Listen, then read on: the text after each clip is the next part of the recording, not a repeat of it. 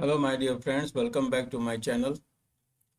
आज भी हम लोग डाटा फ्रेम के जो सीरीज़ मैं करता आ रहा हूँ उसी सीरीज़ का ये नेक्स्ट पार्ट है, जिसमें हम लोग सीखेंगे कि कैसे कोई किसी सीएसवी फाइल को हम लोग इंपोर्ट करते हैं पाइथन में या डाटा फ्रेम में। और पाइथन डाटा फ्रेम पाइथन से कैसे किसी एक particular Python data frame file को हम लोग सीएसवी में कन्वर्ट करते हैं। First thing, what is CSV? CSV is a coma separated value. मतलब ये एक तरह का फाइल है, जैसे टेक्स्ट फाइल होते हैं जो कि कोमा से सेपरेट किए गए रहते हैं, और उस फाइल को हमें अपने डाटा फ्रेम में कन्वर्ट करना रहता है। कभी कभी होता है किसी भी कंपनी में, by using the separator comma we enter the data, but हमें उसे फिर रो एंड कॉलम के प्रॉपर फॉर्मेट में लाना होता है। इसके लिए हम दो फंक्शंस को यूज़ कर रहे हैं। एक होता है रीड सीएसवी। अगर हमें किसी सीएसवी फाइल हमारे सिस्टम में पहले से है, उसे अगर हमें कन्वर्ट करना है डाटा फ्रेम में, तब रीड सीएसवी को यूज़ करते हैं। और अगर हमें किसी डाटा फ्रेम को हमें सीएसवी में कन्वर्ट करना है, तब हम यूज़ करते हैं टू सीएसवी। इन दोनों के बीच में अंडरस्कोर होता है, read underscore CSV to underscore CSV. तो हम लोग इसका प्रैक्टिकल करते हैं। स्टार्ट करते हैं हम लोग एक डाटा फ्रेम से। एक डाटा मैंने पहले से फाइल बनाया हुआ है, उसी वहीं से मैं एक डाटा फ्रेम लेता हूँ, या एक फाइल को मैं यहाँ पर पहले एक सीएसवी फाइल क्रिएट करते हैं। Suppose that is the CSV file.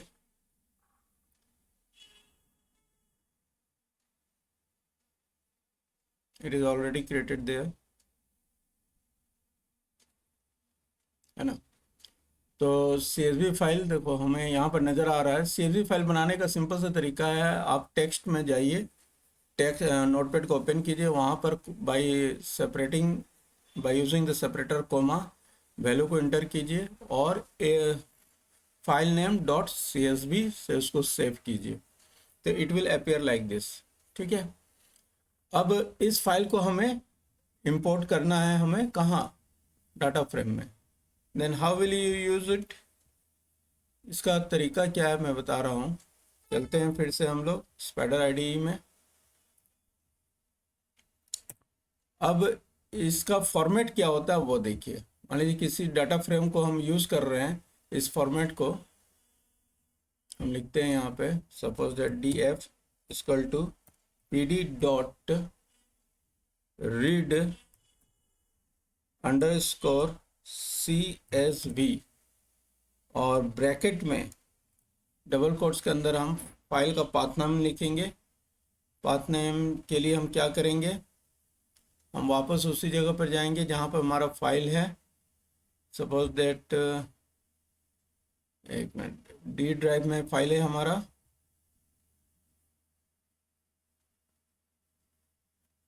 A dot C S B, right click करेंगे, प्रॉपर्टीज़ में जाएंगे। देखो लोकेशन हम लोग यहीं से लेते हैं, राइट क्लिक करके प्रॉपर्टीज़ में जाएंगे। देखो यहाँ पे लोकेशन दिया हुआ है, what is given here, location. इसको कॉपी करेंगे और फिर हम लोग यहाँ पर इसको पेस्ट करेंगे। ठीक है। और फिर फाइल का नाम लिख देंगे। फाइल का नाम क्या था, A dot C S V. और एक चीज़ ध्यान दो, जैसे यहाँ पर हमने क्या लिखा हुआ है, इसमें बैक स्लैश दिया हुआ है, सिंगल बैक स्लैश, हम इसको डबल बैक स्लैश कर देंगे यहाँ पे। ठीक है। क्यों करते हैं? क्योंकि सिंगल बैक स्लैश जो है ना, ये एक रिजर्व्ड एस्केप सीक्वेंस है पाइथन में। ठीक है। So it will create an error, इसलिए हमने डबल स्लैश दिए हैं। फिर उसके बाद हम इसको प्रिंट करते हैं, प्रिंट डी एफ। ठीक है। अब इसको प्रिंट करके देखते हैं, रन करके देखो आया। अब हम साथ ही साथ हम उस फाइल को भी ओपन करके रखते हैं यहाँ पे।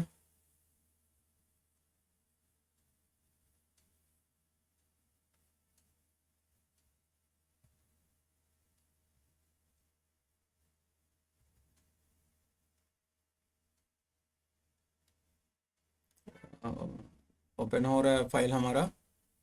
इसके साथ में पाइथन को भी देखते हैं। अब देखिए, देखिए इसमें हमारा हेडर में क्या था, रोल नेम इंग्लिश मैथ्स, ठीक है। तो फर्स्ट जो रो होता है ना, इसको ये बाय डिफ़ॉल्ट हमेशा एज अ हेडर ले लेगा, ठीक है। उसके बाद जो नेक्स्ट रोज होते हैं वहाँ पर हमारा रो इंडेक्स आता है। जैसे 0 1 2 3 4 जो रो इंडेक्स आए हैं यहाँ पर, that is after the first row, roll name English maths के बाद हमारा टेबल स्टार्ट होता है विद द रो इंडेक्स, ठीक है। अगर हम चाहते हैं सपोज दैट कि ये roll name English maths as a header ना आए, तब हम यहाँ पे एक पैरामीटर पास करते हैं जिसको बोलते हैं हेडर इक्वल टू फॉल्स, ठीक है। अब देखो,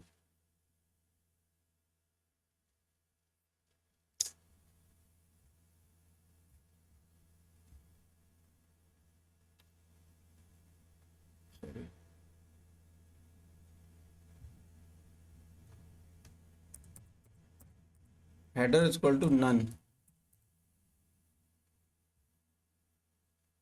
अब देखो, अब हमारा रो इंडेक्स कहाँ से शुरू हो रहा है, एकदम फर्स्ट रो से, जहाँ पर मेरा हेडर पहले लिखा हुआ था रोल नंबर इंग्लिश मैथ्स, वहीं से मेरा रो इंडेक्स भी शुरू हो रहा है 0 1 2 3 4 5, ठीक है।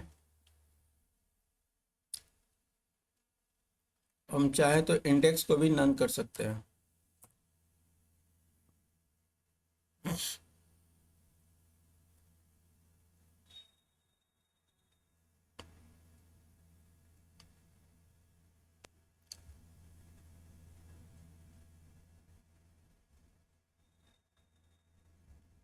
अब साथ में हम और एक पैरामीटर पास कर रहे हैं, नेम्स इक्वल टू, अब जैसे चूंकि रोल नेम इंग्लिश मैथ्स ये हमारा डाटा का ही पार्ट हो गया, ये it is not considered as a column index, तो हमें खुद का कॉलम इंडेक्स देना है, तब हम नेम लिखकर कॉलम इंडेक्स दे सकते हैं। Suppose that C1 is the first column index, comma, then C2 is the next column index, then C3 is the next column index, then C4 is the next column index, ठीक है। अब चूंकि हम यहाँ पर column index दे रहे हैं तो 0 1 2 3 will be replaced by the C1 C2 C3 C4।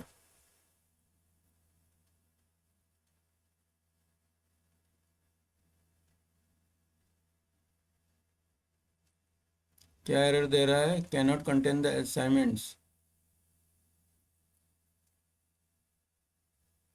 एक मिनट, एरर मैं देख लूँ क्या है, सॉरी।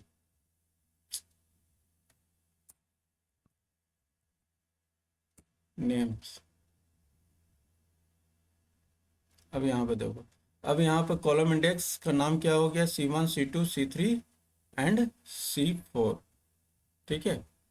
अब जैसे मान लो हमने क्या किया कि कोई CSV फाइल कहीं पर था, उसको हमने एज अ डाटा फ्रेम यहाँ पे इंपोर्ट कर लिए। अब हम चाह रहे हैं कि कोई एक पार्टिकुलर डाटा फ्रेम है, उसको हमको CSV फाइल में कन्वर्ट करना है। तो हम एक पार्टिकुलर डाटा फ्रेम बनाते हैं, ये डाटा फ्रेम डिक्शनरी वाला बनाते हैं, और इसको यहाँ से हम कॉपी करके यहाँ पे पेस्ट करते हैं, ठीक है। और इसमें डाटा फ्रेम का नाम DF1 ही रखते हैं। अब देखो यहाँ पे क्या है, it is a list of dictionaries, हर एक की का एक अपना आइटम है जो कि लिस्ट है, ठीक है। और इस डिक्शनरी और इस डाटा फ्रेम में हमने अपना खुद का इंडेक्स यहाँ पर दिया हुआ है। पहले हम प्रिंट कर लेते हैं तो अधिक समझ में आएगा। प्रिंट df1, इस डाटा फ्रेम को प्रिंट करके देखते हैं। देखिए ये वाला दिस डाटा फ्रेम, ठीक है। अब हमें इसको क्या करना है, एक्सपोर्ट करना है CSV फाइल में, ठीक है। तो इसके लिए हमारा जो फॉर्मेट है लिखने का, ये तरीका है। जो भी डाटा फ्रेम का नाम है वो लिखेंगे, फिर उसके बाद CSV लिखेंगे। कहाँ पर करना है इसको इंपोर्ट एक्सपोर्ट, वो फाइल नेम देंगे, ठीक है। करके देखते हैं। df1 dot two underscore CSV, ठीक है। अब ब्रैकेट देते हैं। अब ब्रैकेट के अंदर फाइल नेम, फाइल का पाथ देते हैं। सपोज इट इसी जगह हमें इसको ट्रांसफ़र करना है, Ctrl+C एंड Ctrl+V, ठीक है। अब हम चाहते हैं कि जो फाइल मेरा वहाँ सेव हो उसका नाम भी हम यहीं पे डिफाइन करना होगा, देना होगा। तो सपोज दैट हम नाम दे देते हैं A1.CSV। नाम क्या हमने दिया है, A1.CSV। अब हम वहाँ पर जाकर देखेंगे वेदर इट इज़ वर्किंग और नॉट, है ना। अब दोबारा हम उसी लोकेशन पे जाते हैं, ठीक है। अब देखना है, जैसे A.CSV पहले से फाइल था, अब A1.CSV फाइल यहाँ पर मेरा बन गया है। अब देखिए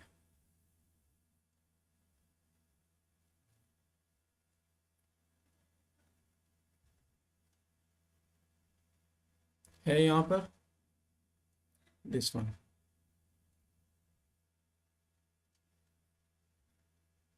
हटा देते हैं और इसे मिनिमाइज करते हैं और देखते हैं ये वाला फाइल जो हमारा यहाँ पर एक्सपोर्ट हुआ है एज अ CSV फाइल। देख लो, कॉलम है ABCD और रो इंडेक्स है EFGH और साथ में उसके डाटा वैल्यू दिए हुए हैं वहाँ पर, ठीक है।